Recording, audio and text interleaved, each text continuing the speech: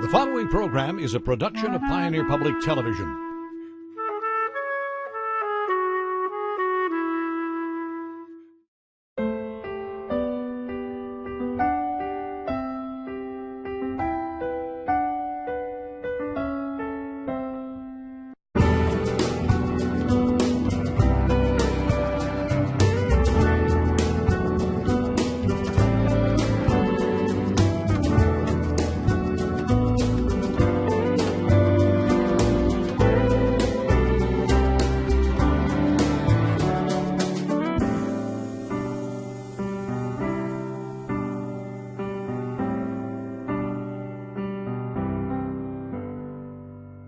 Hello and welcome to Compass, a production of Pioneer Public Television.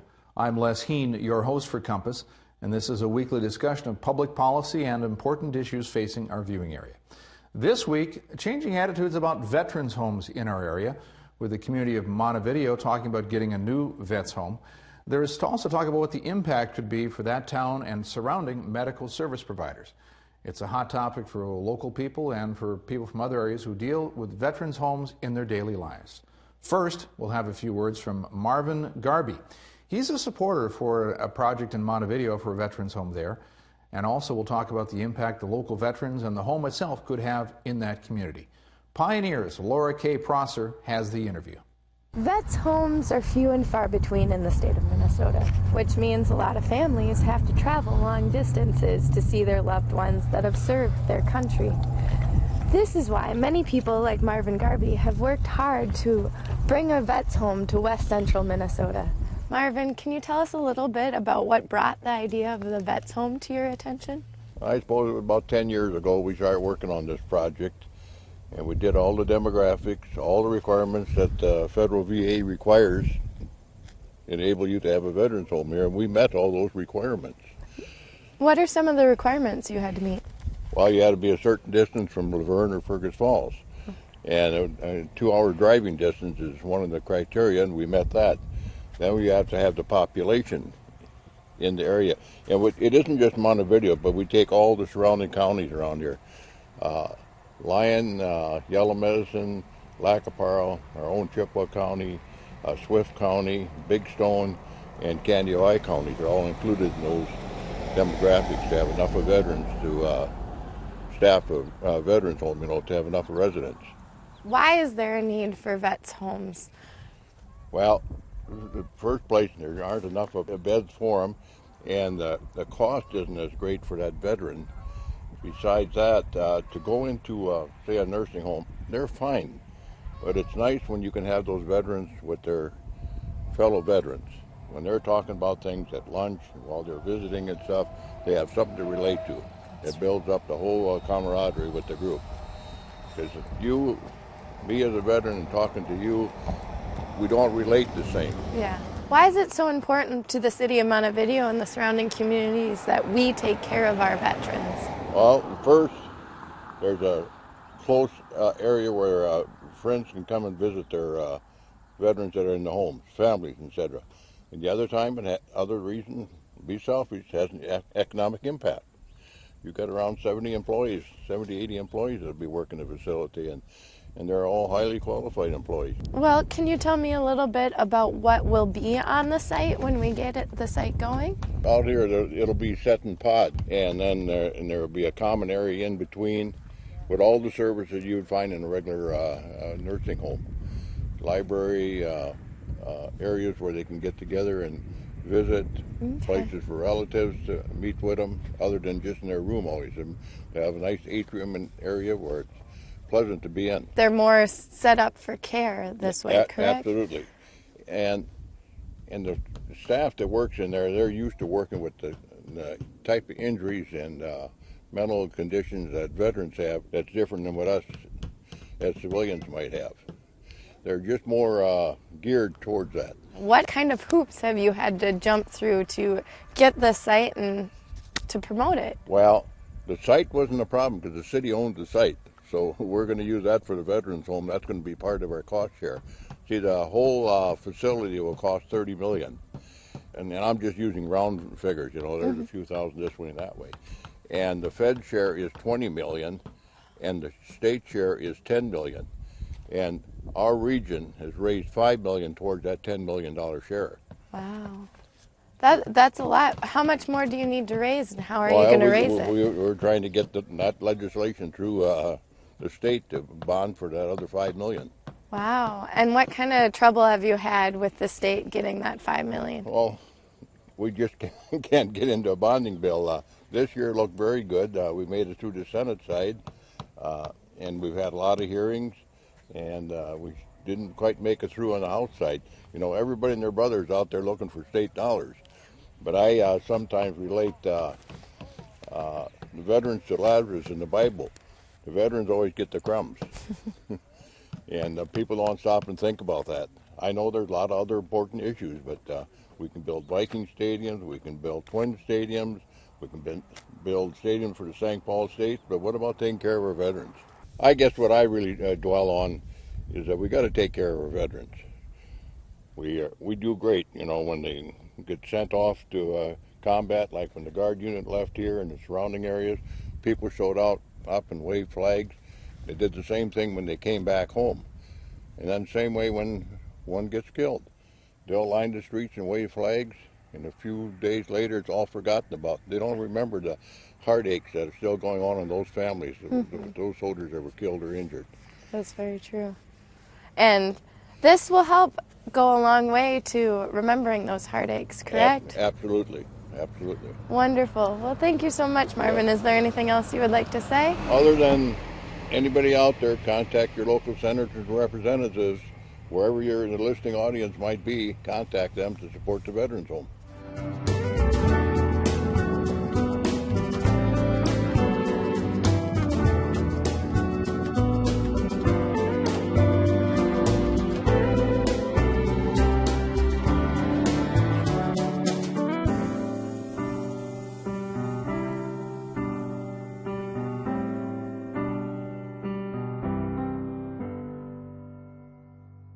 And with us now to talk about the pros and cons of having a veterans home in the area, we have Jeff Cook.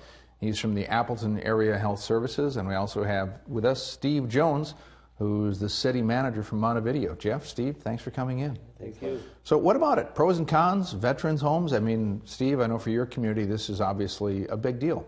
Yeah, I think there's really two reasons that we've pursued this, and the first one is for the veterans themselves. They're very much, in our opinion, very much underserved. There's less than 0.5% of the veterans in Minnesota that are served by veterans homes.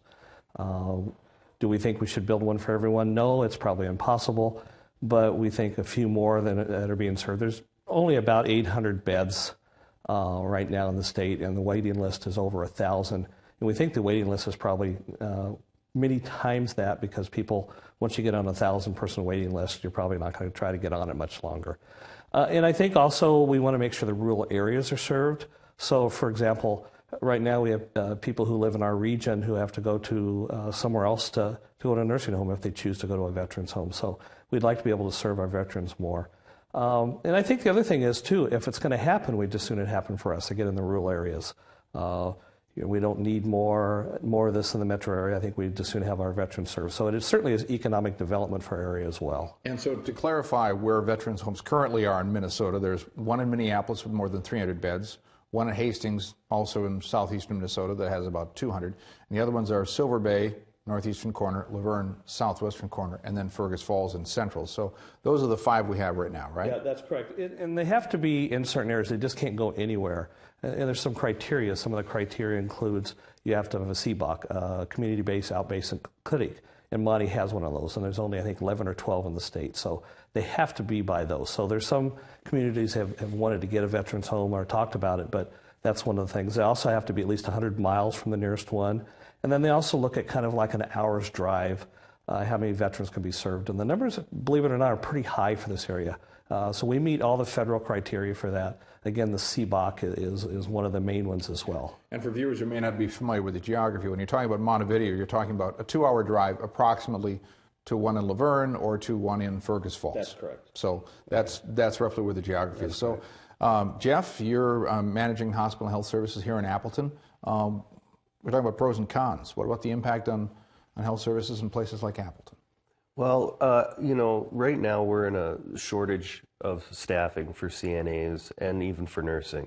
And so with a company or with the VA home coming into our area like that, the cost structure that they bring with them is going to pull a lot of employees away from the local facilities that are currently here that are short of staff. So that's one major impact.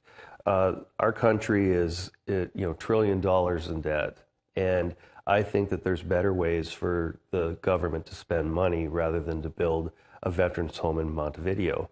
I am totally pro-veteran. I mean, the city streets here are named after veterans here in Appleton. This discussion to me isn't about the veterans as much as it is about what really is going to impact this area. What it's going to do is it's going to possibly close some of the nursing homes that are currently here. It's going to have a very big impact on the cost structure of how we pay our employees, because the government has a much higher rate of pay and benefits than we can offer at current rates. Competition is great. I don't have a problem with that.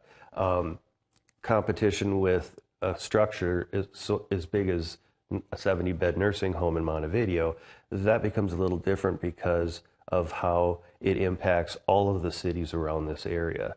I've talked to different... let me talk about location, because Appleton, we should say, is 23 miles from Montevideo. So what you're talking about is people who are workers who are within a commuting distance of where the new facility would be, right? That's the primary concern that you're talking about. Correct. So whether that's Appleton or other regional hospitals, your concern is that there's already some competition for staffing. Nursing homes actually got more funding for salaries, and we saw, I believe it was in Montevideo, Aiken, and Olivia.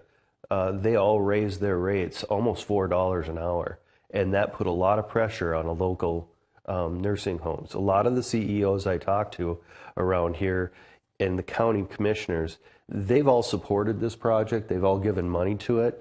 But when you really see what the impact of it does, they're like, oh, I don't think I really wanted to support that, but they did it anyway. A lot of the CEOs can't come out and talk about it like I can because of the fact that their boards committed them to it. So I think that there needs to be a longer look at what they're doing here, because I think there's other alternatives that can be done for our veterans. When you say alternatives, are you talking about placing more veterans in nursing homes like yours or other nursing homes that have a relationship with veterans clinics? What are the alternatives? There's several alternatives. Right now, the state doesn't really talk well with the federal government when it comes to veterans homes. Up in St. Cloud, at any given time, there's about 30 open beds. What did you say your list was? Well, right now, there's a little over 800 veterans served in the state by veterans homes. No, I mean the waiting list. There's a waiting list is over 1,000 for veterans home beds. And there's a lot of, what I hear from families is that, we want to stay close to home. I hear veterans saying that I want to go to here. I don't want to have to drive to Fergus Falls or to Montevideo to get my care taken care of. So when I talk to certain vets that are out in the community that aren't at retirement age yet, but they're just, getting there, they're saying it's all about the money. It's free for them to go to a vet's home, and they don't have to pay anything out of pocket, which is great. And I believe that the veterans deserve that. The only thing is that I'm the only VA contracted hospital in this region, and for the 3.5 years that I've been here in Appleton, I've had 2 veterans for very short stays. Steve, I know you've been working on this issue for years in Montevideo. What are you hearing from veterans in your community about a current nursing home or a community nursing home versus a veterans home? What's that discussion? I think there are some issues with how the funding happens. So the problem is I can't solve that, but we can solve it. Part of the problem by having another veterans home. And again, right now the federal government has 144 beds deficit in Minnesota. So in other words, there's 144 beds. So we're not talking thousands. We're not talking, competing with... Let's clarify when you say deficit, though. What we're talking about is that the federal government has an allotment, shall we say, allotment of 144 of how many beds. beds for veterans they're willing to fund in the state, correct? Right, 144 more. Okay.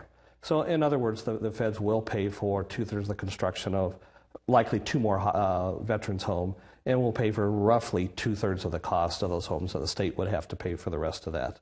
But what we're hearing from our veterans is they're different. And yes, some would be in nursing homes, but the veterans would like to be with other veterans.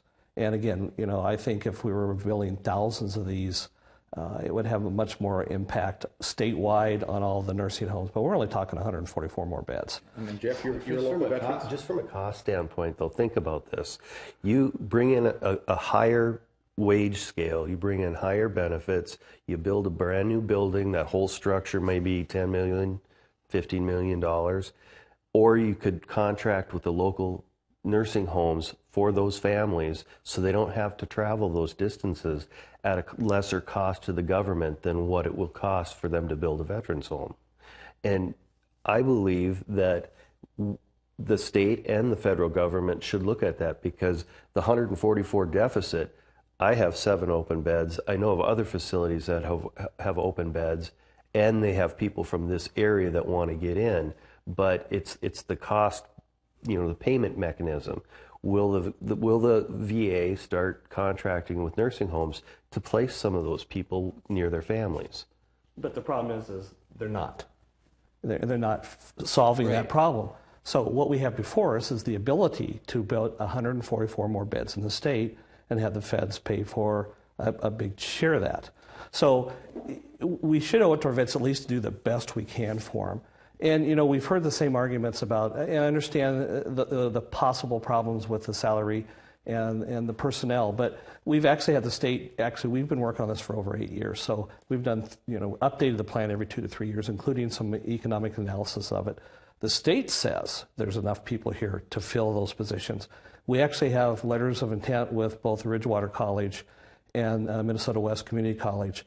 Once this is approved, we'll have about 3 years to gear up, to start gearing up to try to start training more people. We've talked to our local school, which is actually right across the street from this, to start working with those students. So yes, there could be a problem, but I'd rather have the problem of saying we need more people in these jobs, especially in a rural area, than to take this opportunity and not try to take it and say we're not going to do it because we're afraid we don't have the people, or we're afraid we can't afford to pay them. I'd rather work with that problem. I'd rather build more housing. We've actually, with our plan, worked with some of the regional residential developers too. For example, on our site we have 13 acres. 7 acres will be for the home. We actually will start building more residences. So yes, it's an issue, but it's an issue that's surmountable. I think if we did this, we'd have that problem with everything we do in a rural area. Everything that's built competes with somebody. So we have to work around that. I want to disagree with you there, because 2 things. Right now the population is like a V. You've got all these older people getting to 65, and the people coming behind them aren't as many. So you don't have the people to fill in for those positions that are leaving. Second, I go back to, why is the federal government, or why is our state government even considering this when the cost is so much higher to run a VA home than they can place them in the nursing homes in the communities that their families are at, so they don't have to travel. They can be there for them. They can visit them every day. That's my feeling. Let's talk about cost for a minute here, because one of the things that has gotten a lot of attention, I think, is state bonding. Right. Okay, we've had discussions of state bonding, and for a while it was one veterans home that could be 150 beds. That was discussed. In the more recent year or so, it's been two facilities, right. One in Montevideo, one in Bemidji, right? So that's where we're at right now. But even when this is built, one of the barriers for the funding for the state has also been the ongoing operational cost, right? Right, that's correct. Roughly speaking, the building to be built is about a $30 million building, give or take. That changes, and it changes on the design. Roughly speaking, the feds will pay 2/3 of that, and the state 1/3. What Monty has committed to was 1/2 of the state share. So roughly speaking, the state would have to bond for our home $10 million. Our community says we'll come up with half that for $5 million. And the same thing would be true in Bemidji. That's correct. Because most of these projects require a local match for construction. It depends. I mean, it depends on how the bonding bills are being written. Certainly, we would just as soon as... traditionally, it's a match. Yes. I think Laverne was one of the last ones, and I know they put something in. I don't remember. It's been so long. See, it's been a long time since they've built one. But the other part of it, too, is, again, you do have to have the ongoing commitment by the state, too. So that's, it's substantial, but it's not, it's not as huge as you would think because of the feds. And Yes, if they could put them in some homes, that would help some people. This only helps another 144 veterans. This doesn't help the thousands that's on the waiting list. It would be great if they could use them. 144 beds are what is a deficit that they can build for. That's correct. But there's probably more than 144 beds open throughout the state. Right, but I'm saying there's 1,000 people on the waiting list. That tells me those veterans want to be in a veterans home.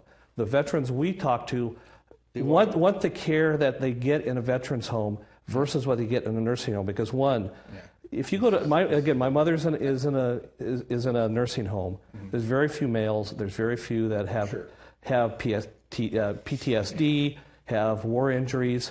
They would like to be in an environment, at least the ones we talk to, that would be with people that they're more familiar with. Jeff?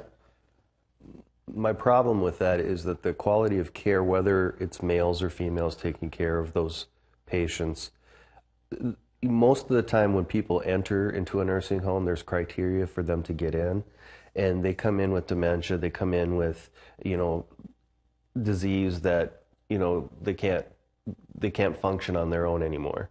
And so, saying veterans want to be with veterans, when I'm out there hearing from veterans saying, no, I want to be close to home. Jeff, I want to stop for a minute and just talk about those cost differences, because a moment ago you talked about cost differences between veterans homes and between local nursing homes. Is there a way to quantify that? For me, it's hard to quantify because I don't have any access to, the pay scales or the benefits that the government offers. I know it's a lot higher than what we offer. And so the cost of taking care of a resident or veteran is going to be more inside a veteran's home than it is going to be inside a regular standalone nursing home. And so my feeling is that the government really needs to look at alternative options. I mean, the options that we have currently to build a new nursing home in Montevideo is great, but they should also be offering, like VA Choice does for clinics, the opportunity for those veterans that want to be close to home, that they get that opportunity to choose a nursing home and be able to go there and still receive the same benefits that they would get. Again, I'm saying economic benefits that they would get at a private nursing home. Yeah, and I don't think we disagree with that at all. I think we want more opportunities and more things for the veterans to be able to do. So, we think the nursing home is a good mix, and, it's not maybe overwhelming for us in our region. But yes, they should have opportunities if they want to be in the local nursing home for us to be able to work that out as well. So we would certainly agree with that. We would certainly want to have the more mixture in place. We kind of saw it when the CBOC came in. Mm-hmm. There was actually some of the same arguments as that's, we actually, well, it's a community-based outpatient clinic, so it's actually a veterans clinic. A CBOC. A CBOC. So when we got that, there was actually other communities in the region, including Wilmer, who were looking at it. They decided for some of the same things that you cited that they didn't want to do it. Some of the doctors had concern about competition and some other things.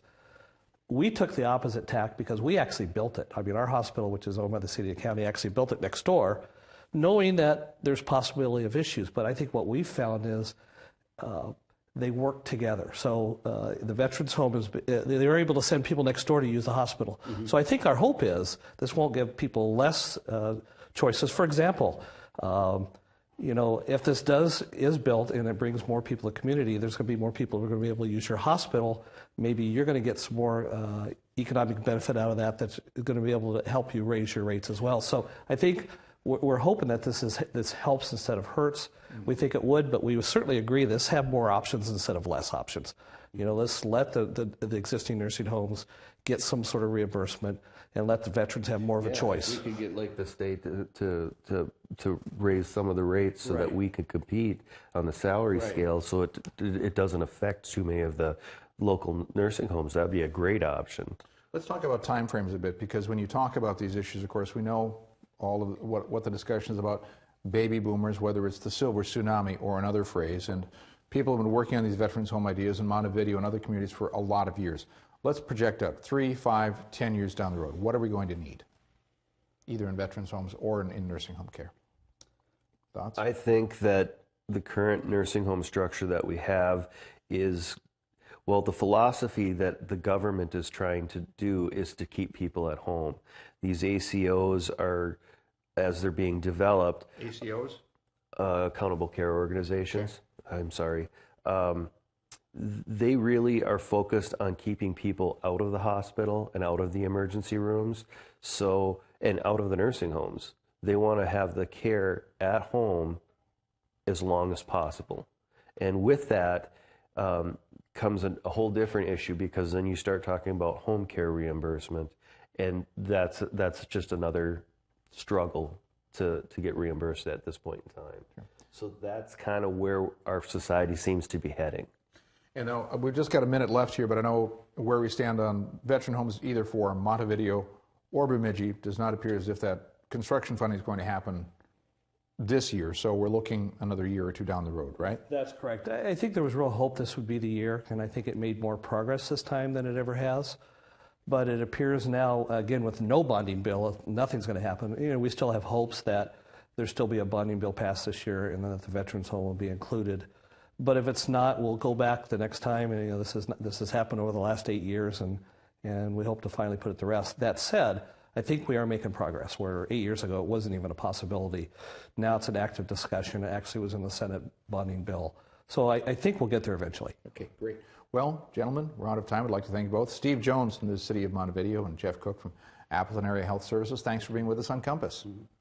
That's it for this week on Compass. Join us next week for more people, places, and issues facing our region. Thanks for watching.